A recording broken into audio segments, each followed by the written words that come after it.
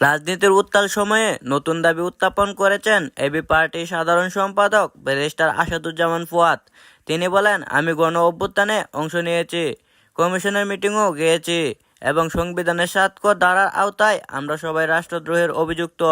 চাইলে কয়েকদিনের মধ্যেই আমাদের সবাইকে ফাঁসিতে ঝুলিয়ে দেওয়া সম্ভব। ফুয়াদ আরও বলেন, আগামী সংসদ যদি এই ধারা প্রত্যাহার না করে তাহলে আইনগতভাবে আমাদের বিরুদ্ধে কঠোর ব্যবস্থা গ্রহণ করা যাবে।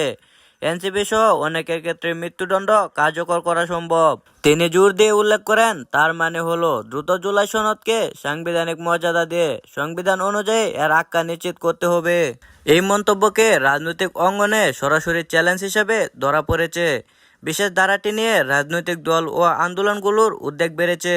ফুয়াদ বলেন, জনতার মুক্তির সংগ্রাম কোনো আইন বা সংবিধান মেনে হয়েছে না, এটি মানুষের সংগ্রামের ফল।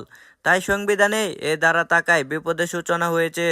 এই বিবৃতি একদিকে রাজনৈতিক উত্তেজনা বাড়িয়েছে, অন্যদিকে সংসদে আগামী সময়ে সংবিধান সংশোধন ও রেটিফিকেশন সংক্রান্ত নতুন বিতর্কের প্ল্যাটফর্ম তৈরি করেছে।